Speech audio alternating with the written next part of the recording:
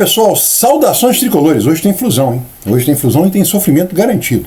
Mas antes da gente começar a falar do Fluminense, quero falar da rifinha aqui da Charlotte, que minha esposa está filmando aqui, vocês estão vendo?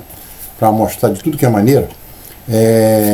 Ontem o Luiz Henrique e o Flávio atenderam ao pedido do último vídeo e ficaram com os dois nomes. E agora a gente vai ver quem vai levar o Airfryer, com nota fiscal, com garantia, com tudo. E nós vamos poder fazer os exames da Charlotte.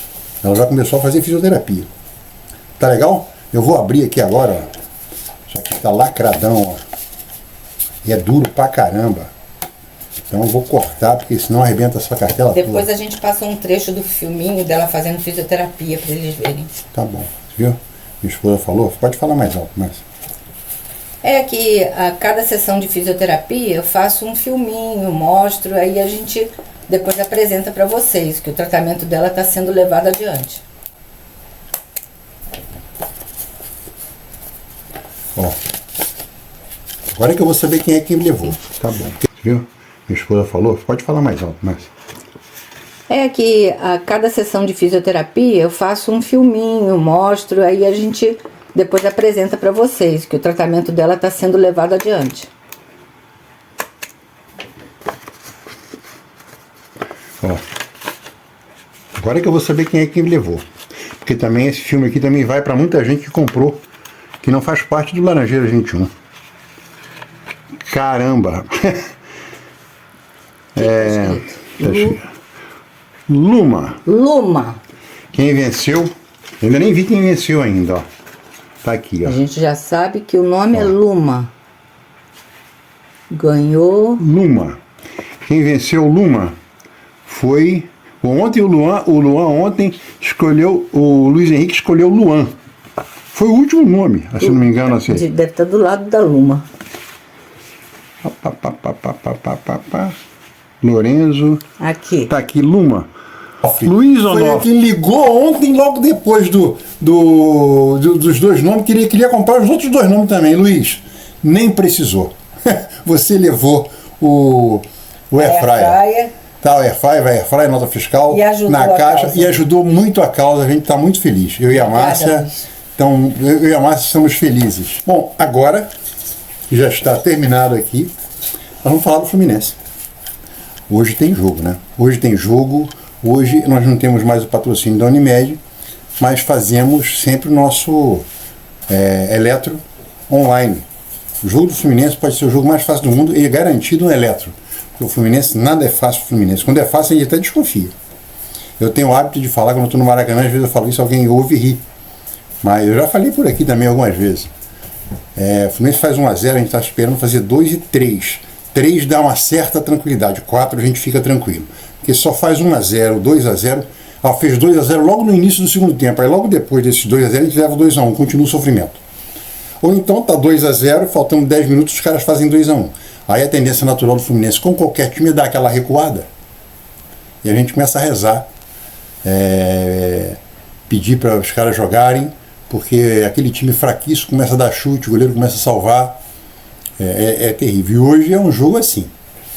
O Aparecidense é um time fraco. Tá na Série D. Até li que ele foi fazer uma pesquisa. Ele não tá mal na Série D, não. Ele não caiu no campeonato goiano. Olha só, ele não ganhou no campeonato goiano. Por quê? Porque ganhou o último jogo, senão ele ia para a segunda divisão do campeonato goiano. E no Campeonato Brasileiro da Série D, ele estava classificado pela colocação dele do ano passado, é o ano anterior que classifica para o ano seguinte, né? Ele tá bem, tá em segundo na chave dele. Se acha que se classificam 4, para ir para o mata-mata que vai até o final dando tiro para tudo que é lado, sobram 2, fazem a final e um é campeão e sobe.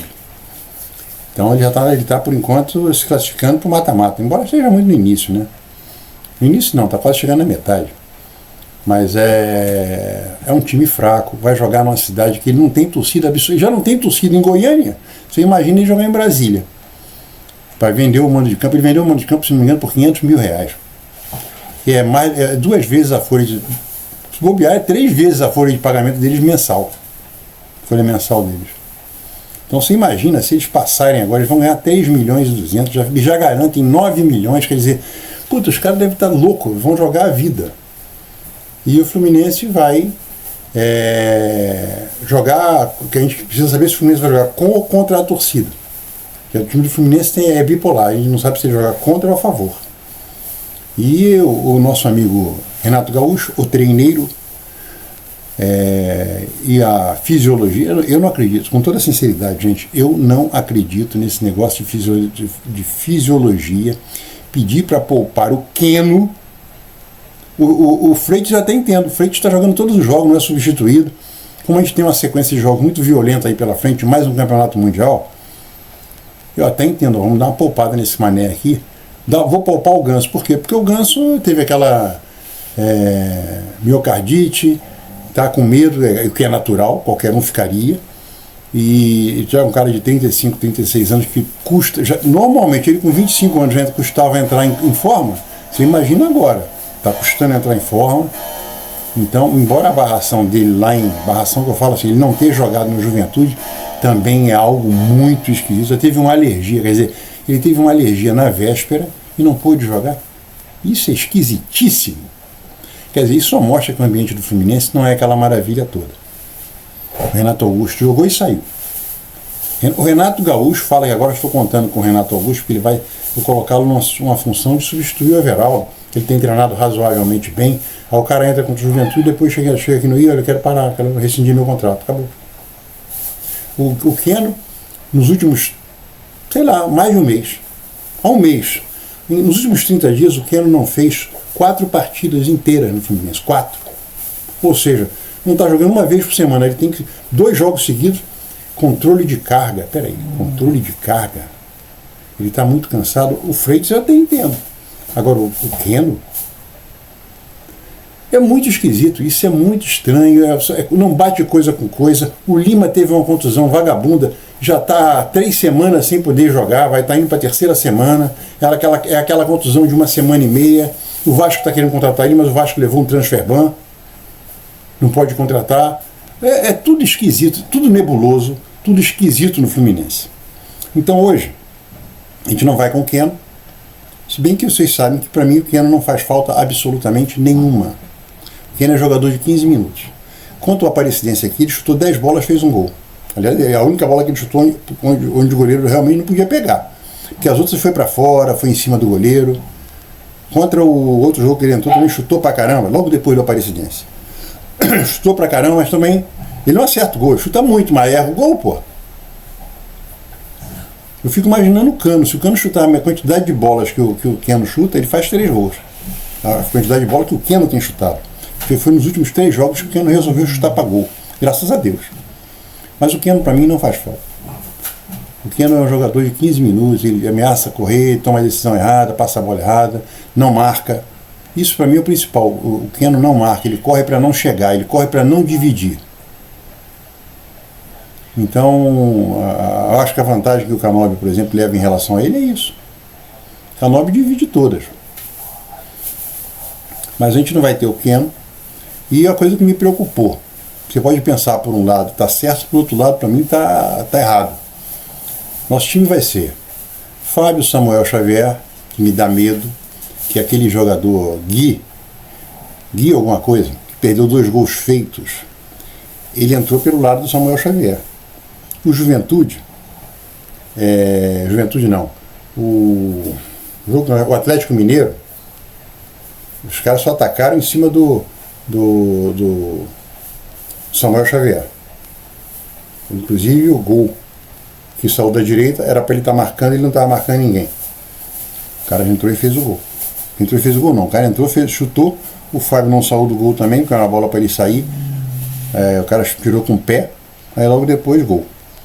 Mas a jogada toda lá em cima, a jogada anterior que provocou tudo isso aí foi em cima do Samuel Xavier. Então hoje é Samuel Xavier, que é perigosíssimo marcando, embora ele tenha jogado bem atacando. Thiago Silva, Inácio, é muito provável Inácio. Thiago Silva, Inácio e Fuentes. Aí vem uma coisa que eu não aceito. Não aceito não, eu não acredito, não acho correto. Aí o meio de campo vai ser Martinelli, Nonato, que está suspenso contra o jogo do Vasco, e Ganso. Por que não joga o Hércules, que vai jogar? Jogou bem pra caramba. O melhor jogo do Hércules desde que veio pro Fluminense. Foi o jogo bom dele. Os outros foram jogos médios ou ruins. Esse jogo dele, ele jogou de cabeça de área. Você vê o mapa térmico do Hércules. Aí eu ouvi que o Hércules jogou na frente. Eu ouvi isso de um youtuber. O Hércules, o mapa, eu não sei se foi o Thiago Ferreira, teve um youtuber que mostrou o mapa térmico do Hércules. Domingo agora. Pô, jogou na cabeça da área. Só não foi muito no canto esquerdo, porque quem estava jogando ali era o Martinelli. Agora, o mapa térmico dele é todo da meia esquerda da grande área nossa até a lateral direita e subindo pela lateral direita, onde ele jogou muito. Quer dizer, ele foi o cabeça de área. E eu falei isso aqui. Pô, ele jogou de cabeça de área, jogou melhor que o Martinelli. Jogou mesmo. Aí ele hoje não vai jogar. Vai começar com o Nonato. Eu não começaria com o Nonato, botaria o Nonato no banco. Para começar, porque o Hércules é um cara muito jovem. Segundo, porque ele não está jogando todo o jogo. Terceiro, quando ele joga, ele não entra o jogo inteiro, ele sai. Então ele não tem carga nenhuma. O cara tem 23, 24 anos de idade. Você falar que o Ganso tem que ficar... Eu até entendo, o Ganso é aquele problema que a gente já falou. Então o meio de campo vai ser o que estão falando. O Globo.com falou, todos os youtubers falaram. Claro, falaram repetindo a Globo, que é quem tem as melhores notícias, né? Então vai ser, a princípio, Martinelli, Nonato e Ganso. O ataque vai ser o ataque que foi contra o Juventude. Arias, Everaldo e Serna. Eu acho justo. Mas eu acho que podia começar a pensar, se o Fluminense joga direito e faz 2-0, por exemplo, no primeiro tempo, porque tem condições de fazer isso, também tem condições de entregar o jogo. O problema do Fluminense é a bipolaridade do Fluminense, ruim é essa. Aí bota o Riquelme de um lado e o Lavega do outro. Tira o Ganso para a carga, porque esse domingo tem Vasco, e coloca o Isaac. Ou o Lescano, coloca o Lescano. Ou então coloca o Lescano no lugar do Nonato, para jogar com o Ganso. Porque o Lescano volta, o Lescano tem 21 anos, pô, cheio de tesão para jogar. Então hoje é isso aí, o Fluminense tem que ganhar. Se ganhar, vai, somando tudo que venceu, vai ganhar mais de 8 milhões de reais, já garante mais de 8 milhões de reais, e entra nas oitavas, né? Que é o principal. Da mesma maneira que se ganhar semana que vem contra o Aparecidense, contra o Once Caldas, também entra nas oitavas direto. Quer dizer, já está em 2 torneios, são os 2 torneios que mais pagam. Não vou falar do Super Mundial, porque o Super Mundial é uma coisa à parte. Mas os torneios normais de quem está no topo de tabela do Brasil, os 3 torneios que os times brasileiros mais jogam, que dão dinheiro: Campeonato Brasileiro, Copa do Brasil e Copa Sul-Americana. Desses 3, quem paga menos é o Campeonato Brasileiro, paga 49 milhões, foi o último que foi o que pagou ano passado, 49 milhões. A Copa Sul-Americana, se eu não estou enganado, ganhando tudo, ganhando a final, bate quase 70 milhões. E a Copa do Brasil bate 101, 102, 110 milhões. Então só isso aqui que está o faturamento. Então você já chegar nas oitavas de final da Copa do Brasil e da Copa Sul-Americana, você já está nos 2 melhores que pagam mais prêmios. No caso do Fluminense, porque se você estivesse na Libertadores, chegar nas oitavas, está pagando mais ainda. A Sul-Americana paga metade da Libertadores. Então, acho que seria uma coisa boa. Ganhar hoje, ganhar a semana que vem. E jogar contra o Vasco e tentar ganhar, porque é um clássico regional. Mas o mais importante do Vasco é ir mantendo no bolo, ficar no bolo. Agora é importante ganhar para continuar no bolo, porque senão a gente começa a cair. E uma coisa que a gente tem que se lembrar sempre, no jogo de hoje. Vasco ontem foi para a disputa de pênalti com o Operário do Paraná, time da 2ª divisão. O Operário teve a chance do mundo de ganhar a disputa de pênalti. O Vasco, logo de cara, o Léo Jardim pegou um pênalti. Aí quando chegou na 4ª cobrança, se não me engano, o goleiro deles o Vasco perdeu o pênalti. Aí foi aquele negócio de, estourou os 5 pênaltis, aí vai. Na 6ª o nego bateu, os 2 fizeram. Chegou na 7ª, o Vasco perdeu. E quem batia logo depois era o Aparecidense, o cara perdeu. Aí o cara foi para a 8ª cobrança, o Vasco fez, o cara perdeu também. Quer dizer, o Vasco teve nas bicas de entrar pelo cano. O São Paulo ganhou de 1-0, mas também tinha vencido no Vasco. O São Paulo venceu o Náutico 2 vezes. Mas foi um jogo duro lá, não foi assim, fez um gol logo de cara com o Luciano, aí ficou mais tranquilo. Mas também só ficou nisso.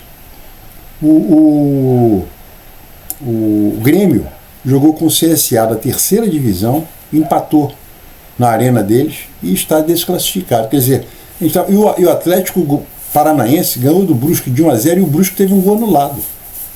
Porque o jogo lá em Brusque tinha sido 1-1. Quer dizer, não tem moleza para time considerado mais forte. Então o Fluminense já recebeu o recado. Não pode o Fluminense dar outra como foi contra o Linhares, como foi contra aquela vergonha histórica contra o América de Natal dentro do Maracanã. Aquilo foi uma coisa inacreditável. O Fluminense ganhou lá em Natal de 3-1, fez 2-0, não, fez 3-0 no primeiro tempo e levou uma virada. Foi 3-1, fez 2-0. Aí levou uma virada de 4-2 e foi desclassificado. Eu acho que essa foi a maior vergonha da história do Fluminense. Não foi nem o Linhares. Perdeu também para o Brasiliense, numa Copa do Brasil dos anos 90. Brasiliense. Final dos anos 90, início dos 2000. Quer dizer, o Fluminense é chegado a essas maluquices, né? A essas vergonhas. Então tem que ter muita atenção hoje. E hoje, depois do jogo, eu vou gravar de novo outro Leiteria. Falou? Tem uma coisa importante. Queria que vocês mandassem para mim, porque teve um amigo que falou assim, Kaique, troca o nome de Leiteria. Eu falei assim, uma Leiteria do Castilho é uma coisa secular no Fluminense, quase secular, mas já tem jubileu de ouro, praticamente. Porque a Leiteria do Castilho começou nos anos 50. Então ela está chegando a jubileu de ouro, já teve. Bodas de ouro já teve nesse negócio. Mas eu pensei assim, vou criar um nome adicional Leiteria do Castilho, tipo... vamos pensar assim... qualquer nome tricolor, vamos imaginar assim, vou usar o nome do Leiteria do Castilho, Canal do Tricolor. Pronto, um exemplo, mas não queria esse nome, não gosto não. Mas eu queria criar mais uma coisa incluindo a palavra tricolor. Quem quiser colaborar, eu agradeço. Falou? Saudações tricolores até depois do jogo de hoje. E parabéns, Onofre, parabéns. Saudações